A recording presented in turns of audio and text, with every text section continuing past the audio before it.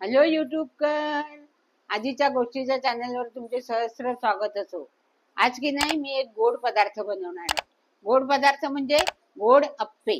आणि त्या अप्प्यामध्ये काय टाकायला तर केळं आणि गूळ असा हा गोड अप्पा मी तयार करून दाखवणार आहे.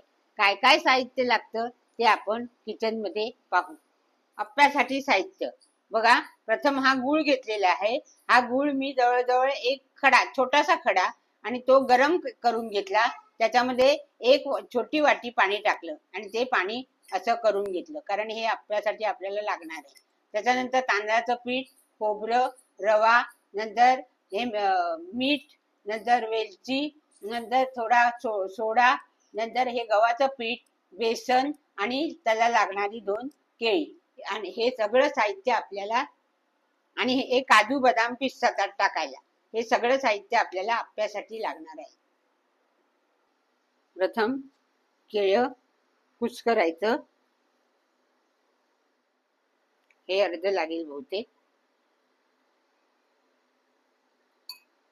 आणि हे चांगलं स्मॅश करायचं.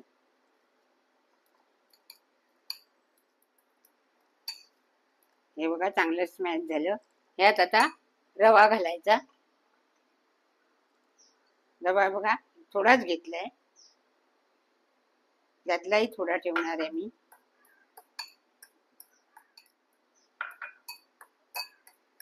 थोडा रवा, नंतर थोडं तांदळाचं पीठ, थोडं गव्हाचं पीठ आणि थोडं बेसन.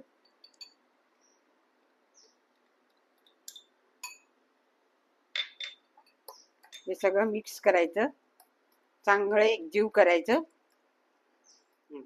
त्यातच खोबरं घालायचं, ओलं खोबरं. हे बघा ओलं खोबरं, हा ताजं. नंतर बदाम पिस्ता ह्याचे तुकडे,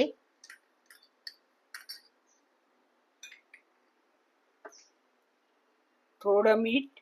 गोड असला तरी आपल्याला थोडं मीठ टाकावं लागतं.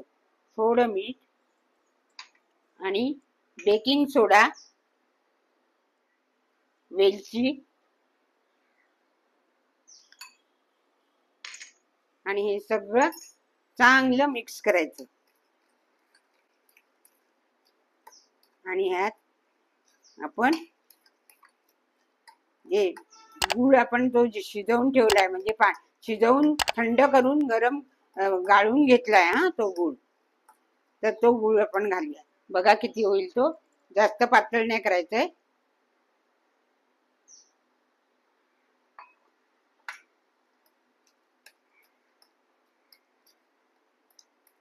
आणि 10 मिनिटं ठेवून देऊया. गूळ असा राहू शकतो, पुढच्या वेळेला पण करू शकतो आपण. हे बघा हे झालं. हे बघा असं पडलं पाहिजे.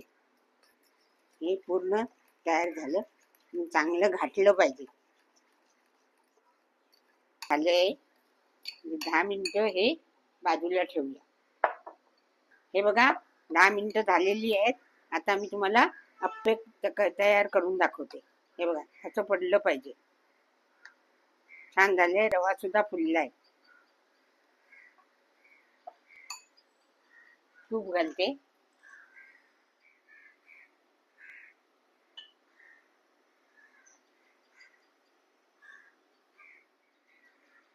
नेहमी बाजूनी टाकायचं.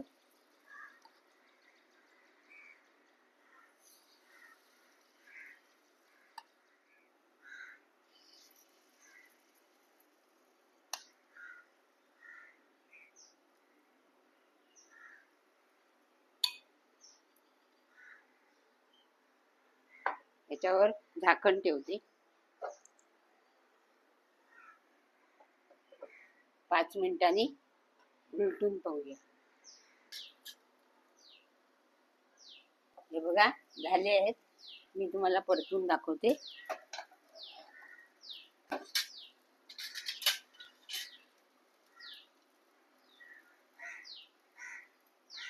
छान कलर आलाय.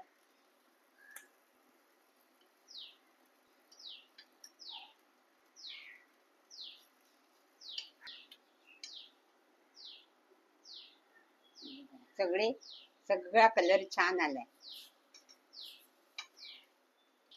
दुसऱ्या बाजूनी पण असाच कलर येऊ दे. मग मग तुम्हाला मी प्लेटिंग करून दाखवते. या या खायला. गोडप्पे तयार. काय सुगंध सुटला आहे. केळ्याचा तर खूपच खूप सुंदर असा सुगंध सुटलेला आहे. तर माझा हा व्हिडिओ तुम्ही पाहिलात ना, तर अगदी सोपा आहे आणि घरगुती पदार्थांनी आपण करू शकतो. तर माझ्या या व्हिडिओला लाईक करा, शेअर करा, सबस्क्राईब करा आणि कमेंट्स करायला विसरू नका.